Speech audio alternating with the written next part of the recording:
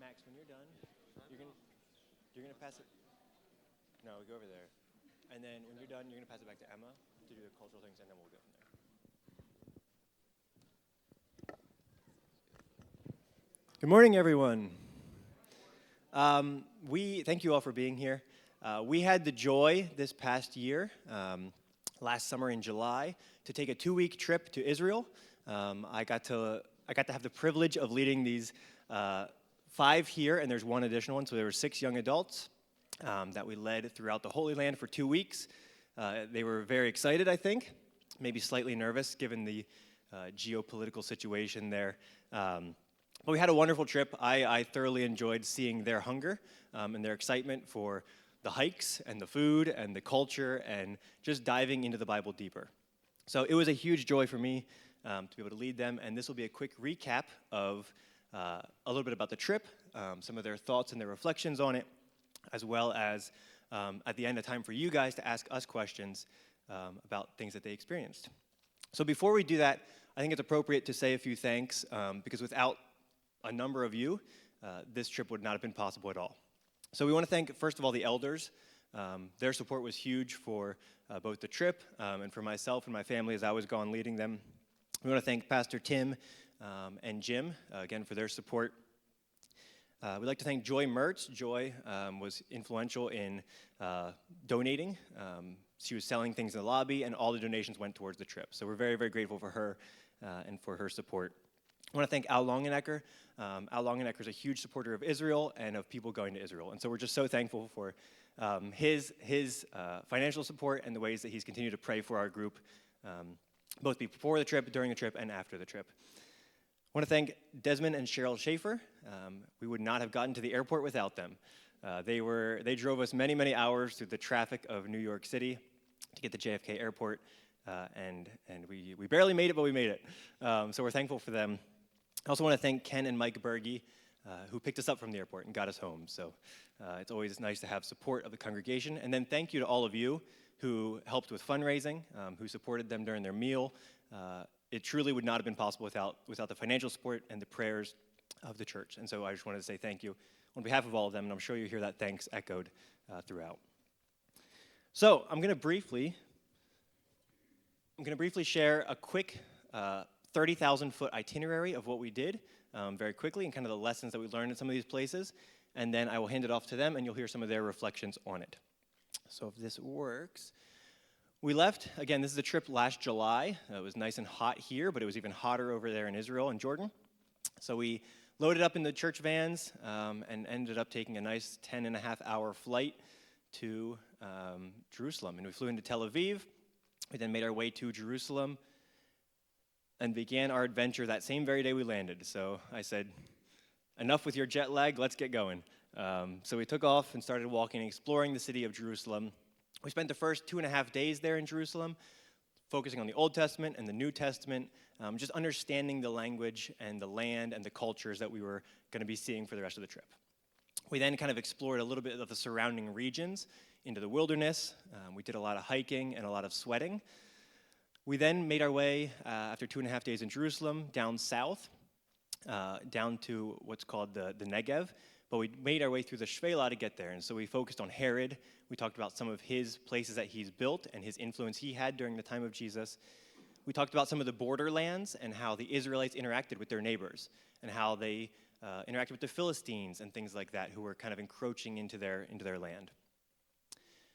We then made our way south even farther, down into the real wilderness.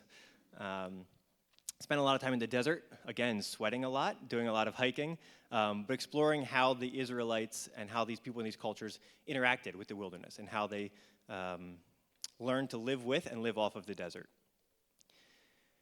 We then made our way all the way down to the Red Sea, which was a nice little rest that we had. We got to spend the morning snorkeling before we got on a bus and made our way into Jordan. We drove all the way up through Jordan and stayed a night at Petra. There's the Red Sea. It was a beautiful time to actually see water after many, many days of desert. After staying the night in Petra, we got to explore early the next morning. We got up nice and early before our hotel even offered breakfast, but we had a nice early breakfast set up for us. And we explored Petra. We did a lot of hiking, again, a lot of sweating. It's a theme. And then made our way and got to experience life as the Bedouins. And so when you think about Abraham and Isaac and Jacob and all these patriarchs who lived in the desert and who were nomadic, we got to experience some of that life and that culture. We experienced the hospitality that's so prevalent in the Old Testament. We got to ride some camels, which was, I believe, Emma's favorite part. She loved the camels. And just experience what it was like to be one of the patriarchs. After crossing then back into Israel from Jordan, we made our way all the way north, again to the region of the Dead Sea. That was kind of a long drive, a good 4.5-hour drive north, but made it to the Dead Sea and got to float and enjoy that for about 5 minutes before it becomes less enjoyable. If you've been there, you may know what that means. But we then began to work our way farther north, came back through Jerusalem again, and we experienced the Judean wilderness, and we experienced what it was like for the people to be interacting with that land.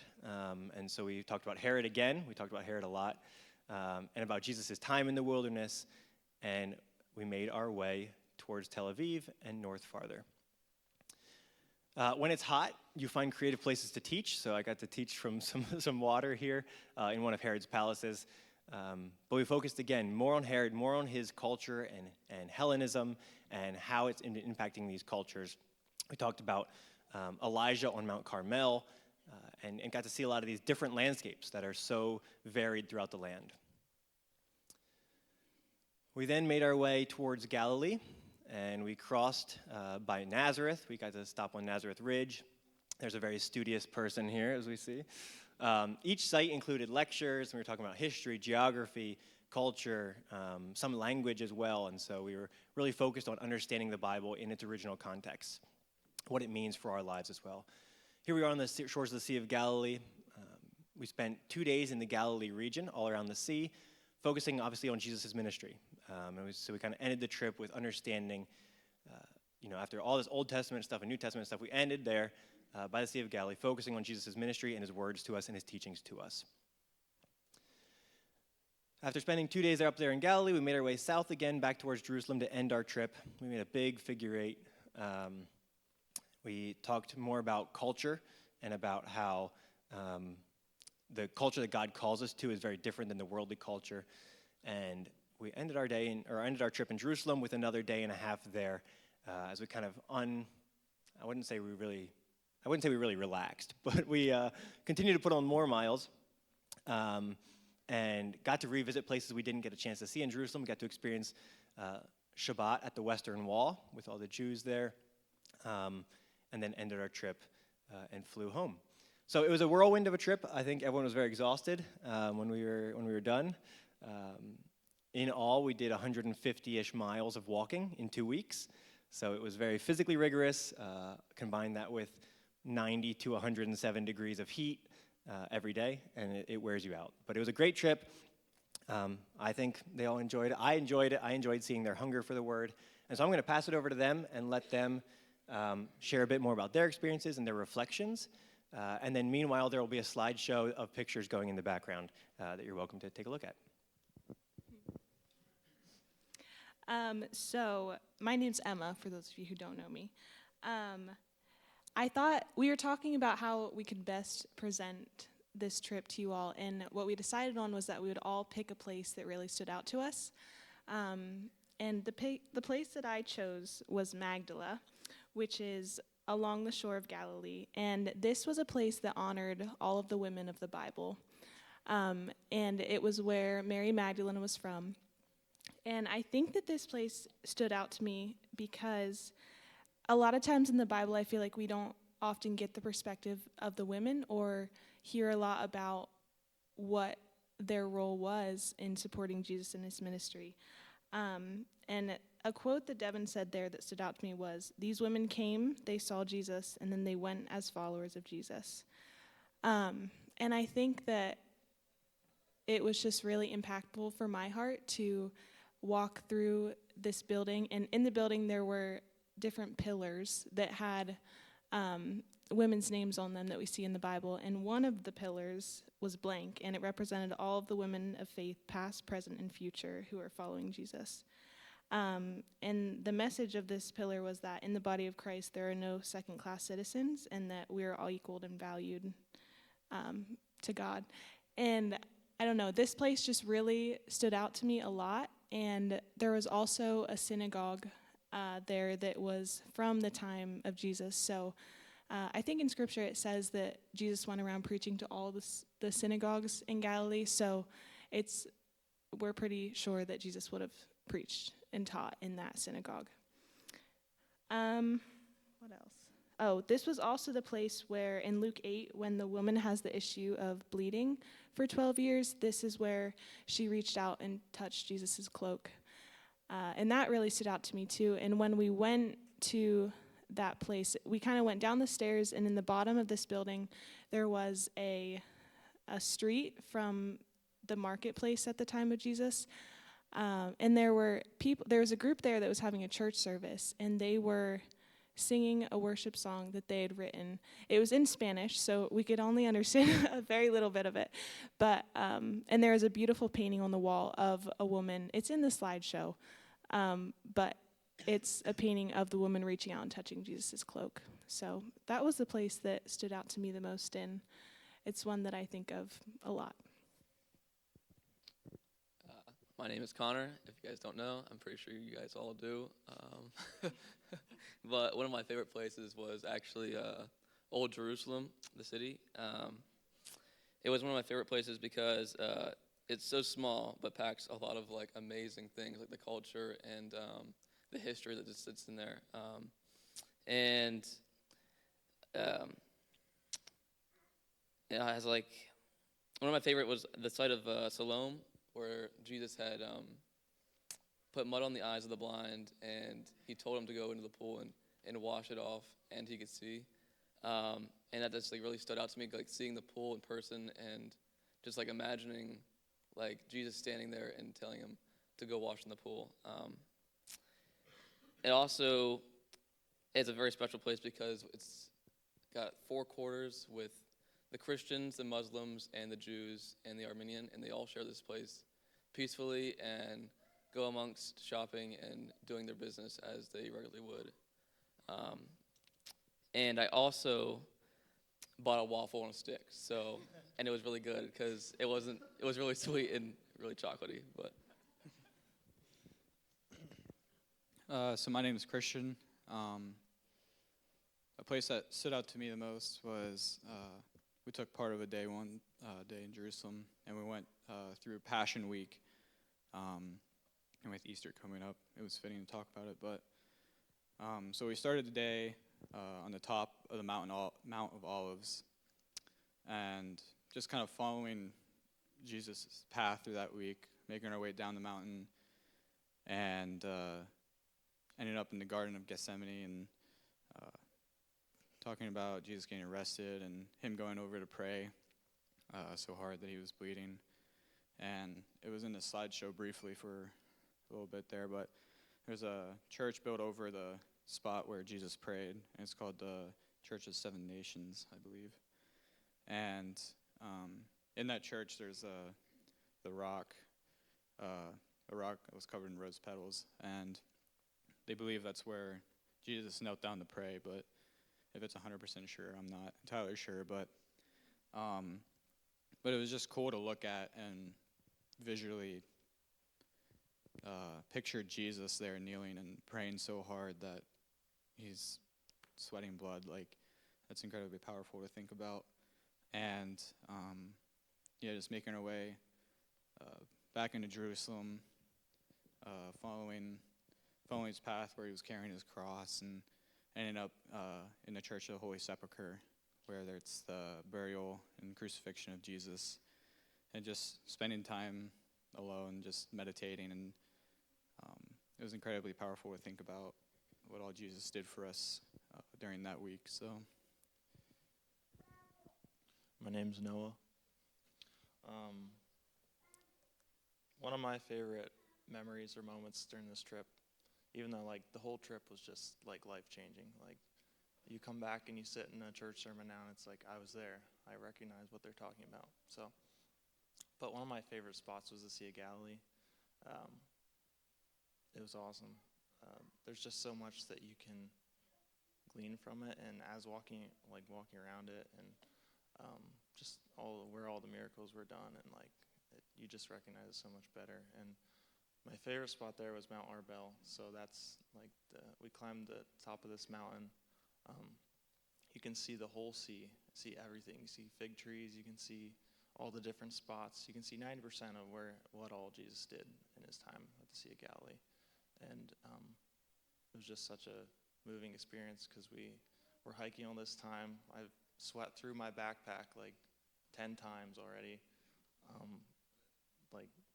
And then to finally be able to sit there and look at everything. And it's the place that's known to be the Great Commission, where Jesus had taught his disciples. And just to sit there in silence and have the wind hit you in the face and look at everything, it was just amazing. So, yeah. Caught a lot of lizards. Watched Connor catch a lot of lizards, terrorize them. Chased a lot of the animals around for fun. But yeah, that was great. My name is Max. In thinking back on the trip, I don't think I have one place that sticks out more than the rest. So I think my biggest takeaway, or I kind of have two, I feel like it increased my faith and my understanding so much more. The faith side, I don't know, I feel like we read about these places and try to picture them, but then actually going there and being there, it's wow, this is a real place. There's real people here. There's real culture here. Just being able to see that and go to places hey, we know Jesus was here on the southern steps of the temple, and you're standing there. It just makes it so much more real, and I feel just helps to increase my faith a lot. And then also just increasing my understanding. Again, when you read about places in the Bible and try to picture them, but then when you go there and see what it actually looks like. An example, you probably saw a couple pictures of the wilderness. When I would have used to picture the wilderness, it would have been like behind the church here. But when you go there, it's actually more like a barren desert with kind of mountains and hills and stuff. So just stuff like that, just being able to, and when I hear something now, like Noah said, being able to picture it and be have a better understanding, how big was the Sea of Galilee? Stuff like that. And just seeing Jerusalem, where Jesus spent a lot of time, and the Sea of Galilee, where Jesus spent a lot of time, and I don't know, just get a better understanding of everything that was going on, and just distances and geography, like Devin said. We learned a lot about how that affects what goes on in the Bible, and how significant places are repeated throughout the scriptures that we might not catch, and I think those were my main takeaways. And then also understanding the culture as well. We talked a lot about Herod, and how much what Herod did impacted what Jesus did, and also the Romans, and just understanding the culture as well, and then the culture in this day as well, understanding how that all works. I think that wraps up my takeaways.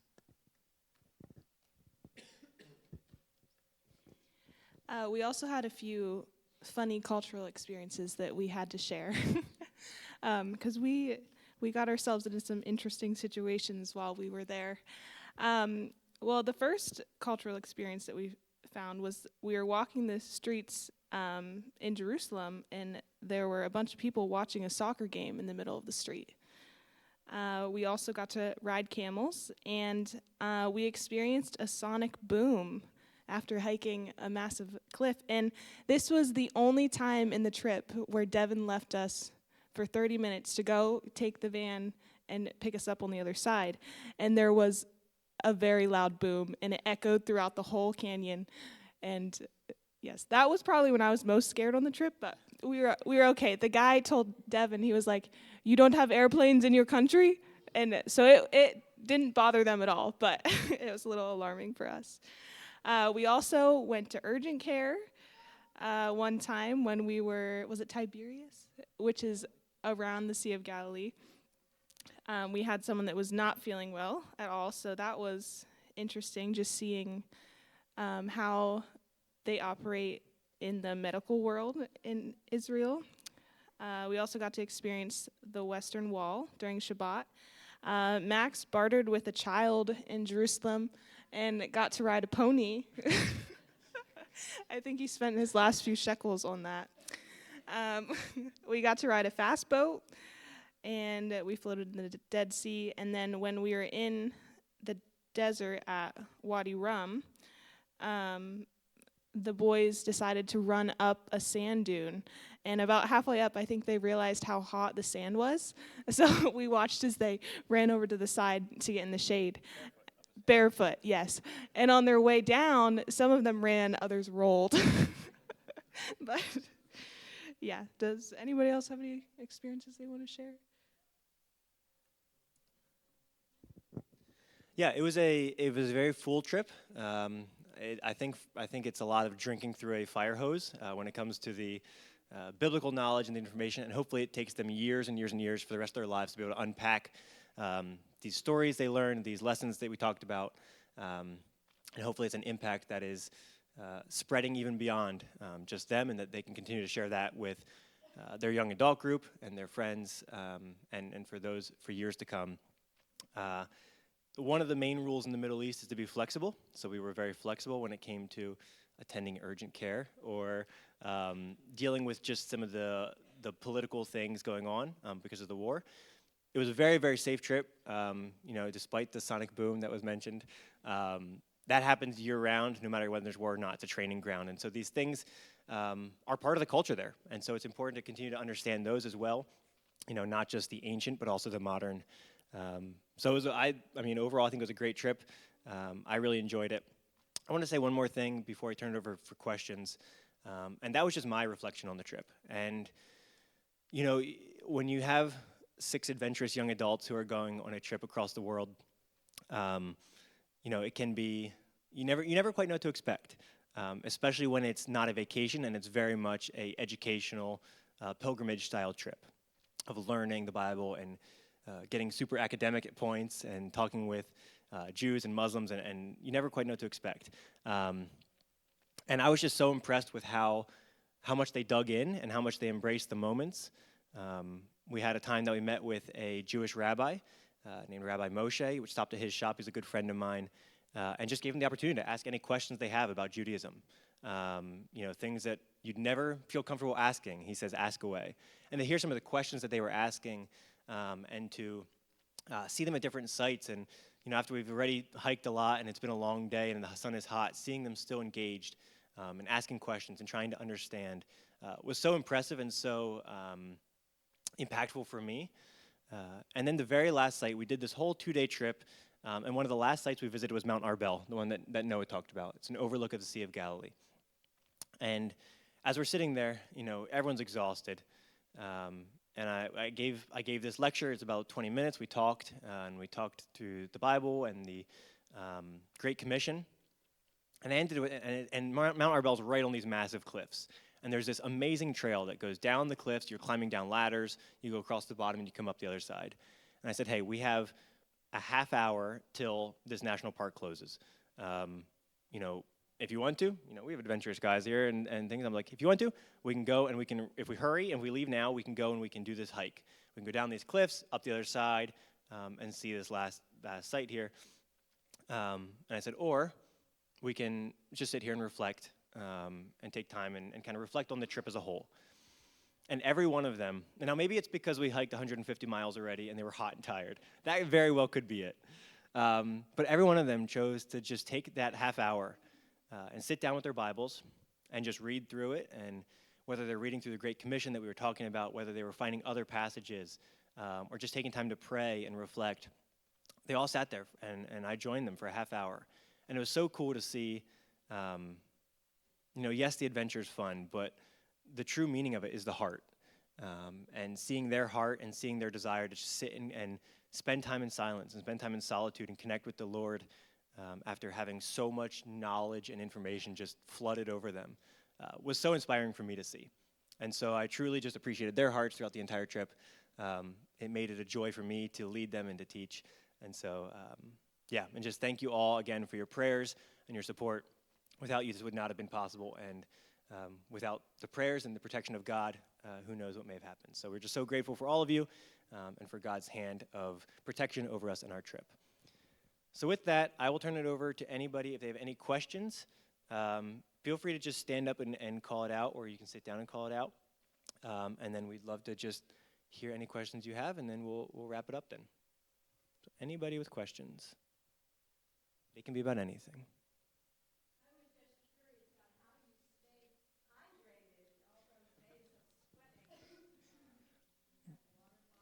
Yeah, that's a great question. So the question was about how we stayed hydrated during the days. I'll just briefly answer that one. That we drank a lot of water. And you drink a lot of water, but you don't ever really have to go to the bathroom because you just sweat it all out.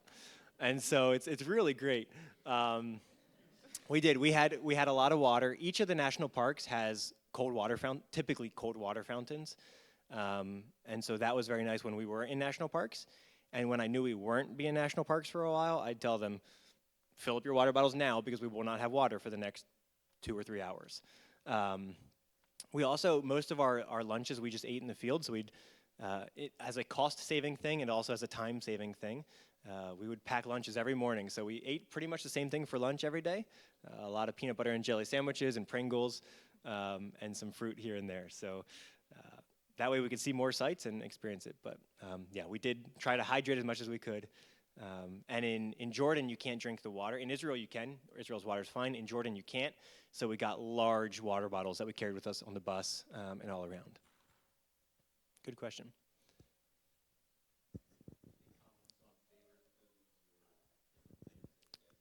Comments on favorite foods? I'll pass that one to Connor. Yes, I had a donut in Jerusalem, and it was like, it's up there. I don't know. It could be Krispy Kremes. I'm not gonna lie. It was really good. Which is not a Middle Eastern food at all. Which is like very American food. Also had an eggplant sandwich was a first, and it was interesting, but also very good. They have a lot of like healthy food. Like I don't know. It just seems way healthier, and it was like really good. So I like that one. Anyone else? Yeah, so my favorite food was shawarma. So it's like you take pita bread and you fill it with chicken or lamb and a whole bunch of other Israel condiment stuff. And it was just the best thing ever. Ate a lot of shawarma. One night we stopped, was it in Jerusalem to get kebabs? Kebabs? Sorry, Max. Here, we can share. The kebabs were so good. It was kind of like this little hole in the wall spot in the old city. I guess it was the old city. But super, super neat because everything was prepared right there, and you could sort of watch as you were sitting down, like up over the corner of what the guy was doing. And it was good. Really good food. Natural. Yeah, mine's also the lamb kebabs.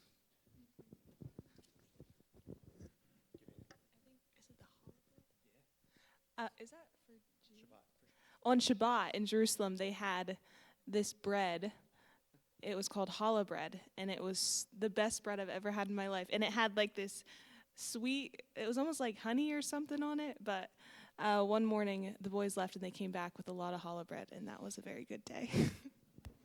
It's always fun to eat in Jerusalem and throughout Israel because there's so many different cultural experiences you can have. Part with the shawarma, when Christian mentioned all the Israeli condiments, that's actually very accurate because you have no idea what they're putting in there. You just tell them, I want the chicken or the lamb, and they say with everything, and then they say spicy or not spicy, and those are your choices. And so they'll just throw everything in, and it's a fun experience. One of my favorites is when we spent some time in Jordan. we had something called zarb, which is where they cooked this food under the ground for a couple hours. And it was so good and so tender, the chicken and all the mysterious meats that we were eating. It's always a fun thing. And then you break up the Middle Eastern food with some pizza here and there. We had some pizza in Jericho, which was very good. But it's always a fun culinary experience. Yes, Tim.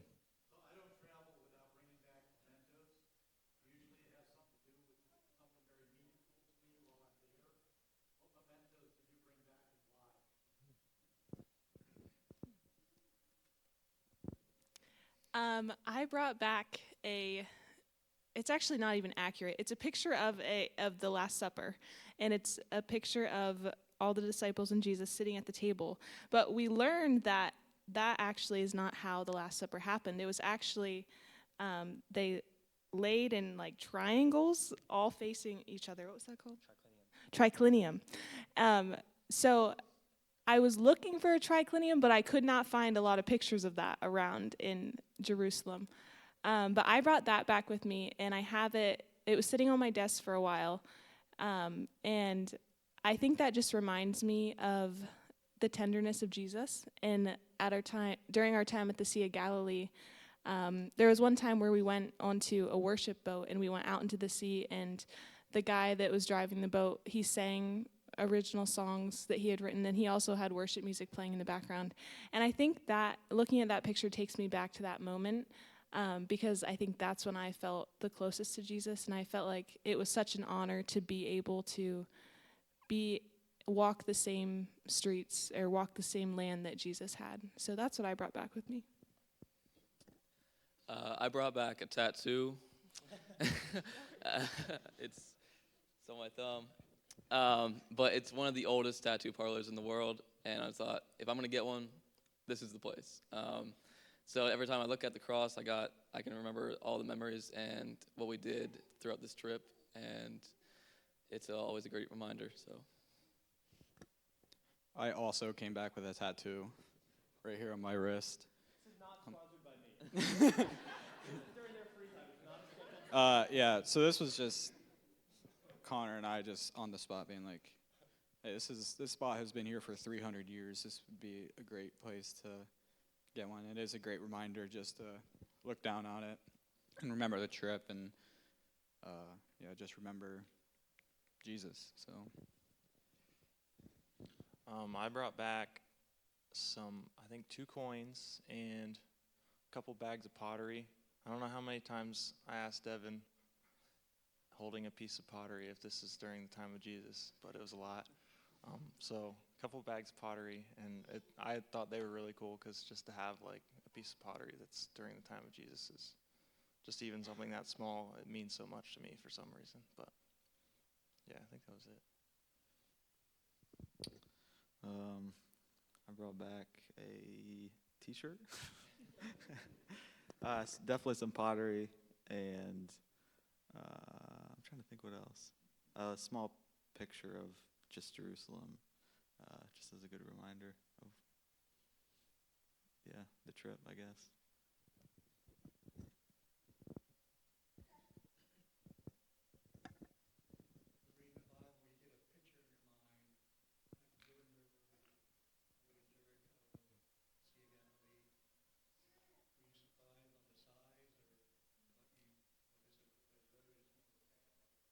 Yeah, the question was, you get a picture in your mind when you're reading the Bible about these sites, whether it's Jericho or the Jordan River, or things like that. Was there anything that surprised you, whether the landscape or the size of things, anything that was surprising than what you may have pictured on your little flannel graphs as you were growing up?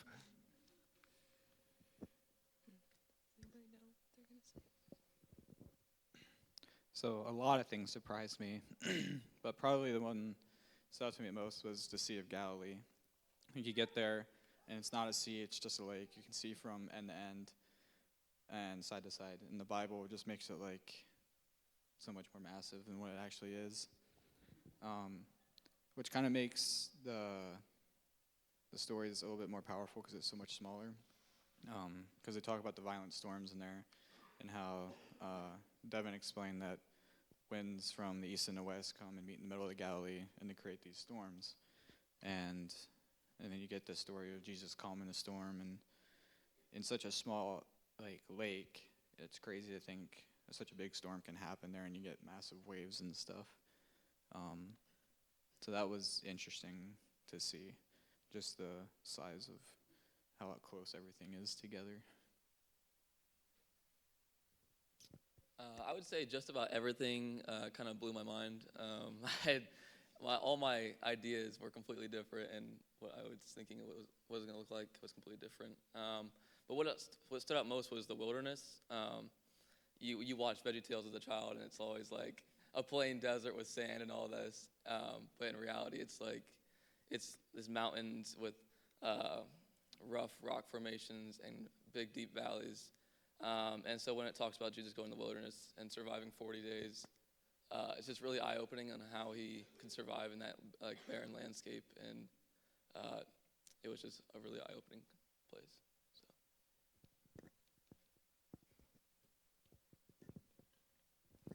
I think for me it was the Church of the Holy Sepulchre, which is a church that was built on top of the place where they believe that the crucifixion and burial of Jesus took place. And I think I had no idea what we were looking at. We sat down on these rocks staring at this church in the middle of, we were just walking up and down all these streets. I had no idea where I was. And all of a sudden we turned a corner, and then Devin had us sit down, and we were looking at this building, and there was construction going on. So I didn't think that it was significant at all. And then he was like, and this is the place of the crucifixion. And I was like, what? I think it was, and we went inside, and it's kind of hard to picture what it would have looked like at the time of Jesus, but what it looks like now is you go up to the right, there's stairs that take you up to this beautiful memorial of Christ, and there's a place where you can stick your hand down in and touch the bedrock from the time of Christ. And there's just, they call that Golgotha up there, and then also in the church is a smaller temple almost inside, and you can go inside, and that's where they believe that the where the stone is that Jesus was laid. So I think that was just I had no idea what I was looking at, and then it was one of the most important things there.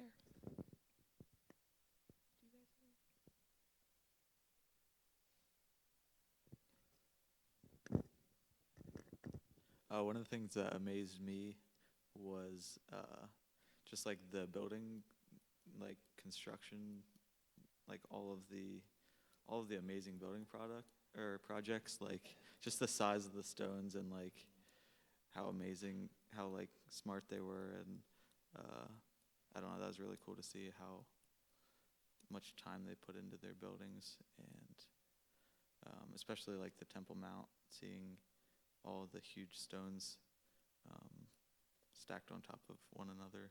It's I don't know, pretty crazy to see, but that was just something that was eye-opening for me.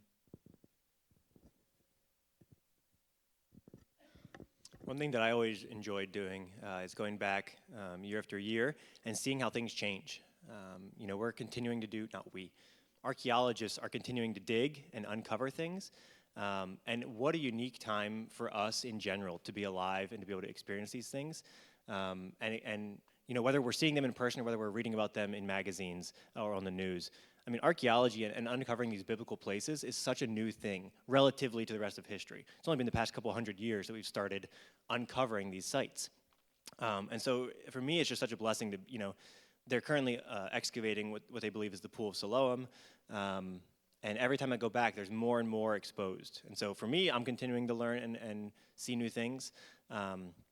But it's such a gift just to be able to live in a time that we are seeing new sites come to light and getting to experience these places. Because for hundreds and thousands of years, people didn't get to see them. And so it's just such a joy to be able to see that. And it continues to surprise me and amaze me what they discover and continue to dig up. Any other questions? Yeah, great question. Great question. I don't know how many miles we actually drove. I should have calculated that. The entire size of Israel is about the size of New Jersey. So it's not overly large. It is, we couldn't go all the way to the northern border. So normally I would take groups even farther north. We can't go all the way north there because there was no ceasefire with Lebanon at that point. So there were a couple sites along the north that were completely closed due to the war. So we avoided them. We knew that going in. But it's about, I would say if you would drive from the farthest north we went to the farthest south we went, you could probably do it in 6-ish hours. It's about 3.5 to 4 from the Red Sea to the Dead Sea-ish area. And then, again, another probably 2.5 to 3 up to Galilee. So depends how much traffic you hit, depends what checkpoints are open and are not open. So we did a lot of driving, but it was broken up by a lot of different stops as well.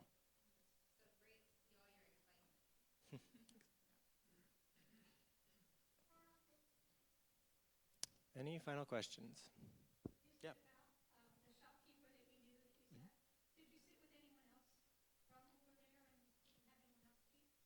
Yeah, we did.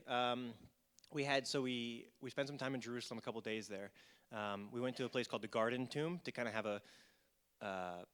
a more kind of what you would imagine picture of the Jesus' death and burial. And so we had a guy there teach. He's from, I forget where he's from. Anyway, he spends his time there in Jerusalem at the Garden Tomb. Wonderful man. And then we talked with Rabbi Moshe, who's a Orthodox Jewish rabbi there in the Old City. And then I have a number of friends. I have a Palestinian Christian friend. His name is Zach. He has an antiquities shop. So we spent a lot of time with Zach, just talking to him, getting to know him better. He was showing us some coins and antiques. But just knowing, so you get to Palestinian Christians. And then we also talked to a guy named Shaban and his son Omar, good friends of mine and of theirs now as well. And he is a Muslim, so him and his family are Muslims. So we got to hear some of their stories. He had just gone on Hajj, so he went to Mecca and made this big pilgrimage. He was telling us about how hot it was and all these gates he was going through. It was a bit confusing. But we did get to hear from them as well. And then most of the other places I was teaching. But then in Jordan, we had a guide. So we had a full licensed Jordanian guide who traveled with us in Jordan and got to share from his expert positions in Jordan as well. I can't remember, was there anywhere else I had someone teach? Oh, and then on the boat ride. On the boat ride in the Sea of Galilee, I have a good friend, his name is Daniel. He's a Christian boat captain who lives there, converted from Judaism to Christianity, and got to share his story, his testimony with us as well on the Sea of Galilee. And he's a musician as well, so it's a joy to hear him singing. And he was actually just with, him and Zach were both with Jonathan Rumi, who plays Jesus in the Chosen series. They posted some pictures recently, and they're meeting Jesus over there. So it's always fun to see.